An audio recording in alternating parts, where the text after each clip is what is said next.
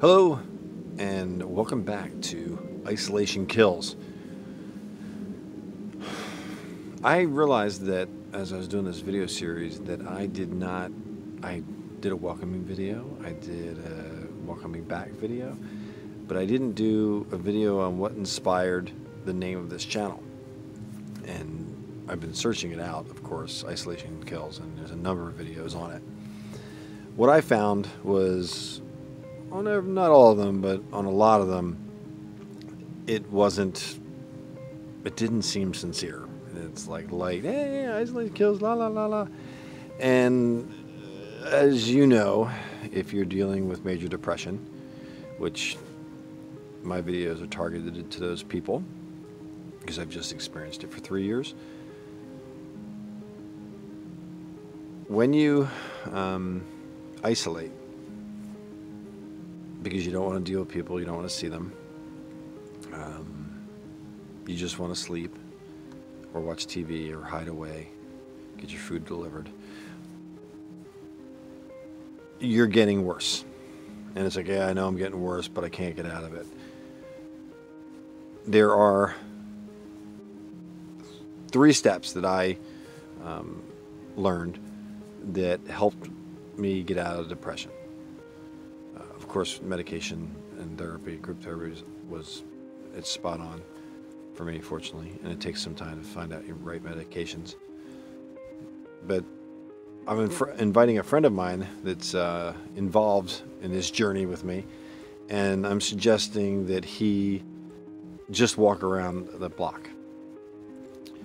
That when his wife invites him to do something, or actually, perfect example, you're in a car, you're isolating, but you have to be out for whatever reason, and your friend, girlfriend, parent goes into a supermarket and you sit in the car. If you're doing that and not doing anything else, or distracting yourself with a phone, of course, you are dealing with isolation because you're not putting yourself out there.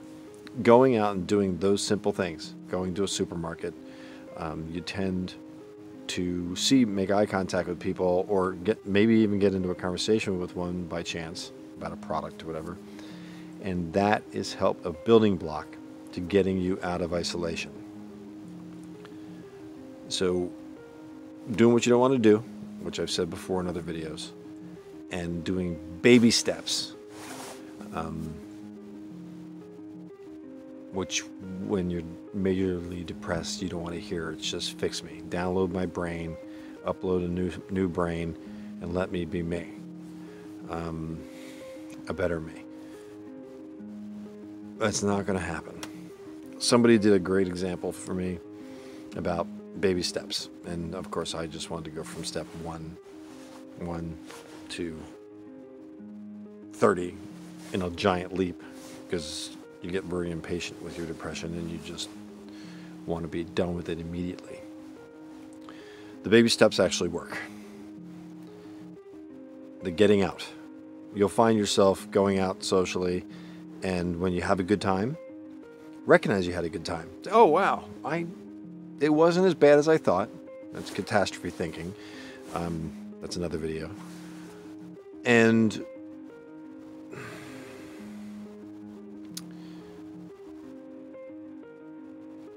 you just have to go step by step. And the example that I have is a broken arm. I learned this in a group therapy session. How many steps does it take to fix a broken arm? You break the arm, you have to drive to the hospital, you have to meet with a doctor, they have to do x-rays, then they cast it or set it, then they put a cast on it, then you have to walk around with this cast for 6 weeks, and then you've got to do physical therapy, which could take more than 6 weeks, because once your arm's not moving for 6 weeks, it atrophies, the muscle falls apart, and you got to rebuild it. And there was like 30 steps to getting your arm fixed, cast off, all this stuff. Why don't we, as people in depression, understand that? I think it's because the pain is so deep and so true and so real, and the hopelessness that it's desperation. If you do the small steps, getting out, doing what you don't want to do, eating properly, getting out of bed, showering, very simple things, do them step by step, and you'll find that you'll recognize, that happened for me, you'll recognize your behavior is no longer a depressive behavior. It's actually non-depressive, it's not depressed. And it sneaks up on you as you're doing the small steps. And then suddenly you feel, you know what? I feel better. And then you get to that point in time, some 2 weeks, some 3 months, some a year. I know you don't want to hear that. You suddenly look at yourself and you find yourself saying to somebody, I'm not depressed. It can happen to you. Even though you can't see hope, it can happen to you. Do not take your own life. It's a permanent decision.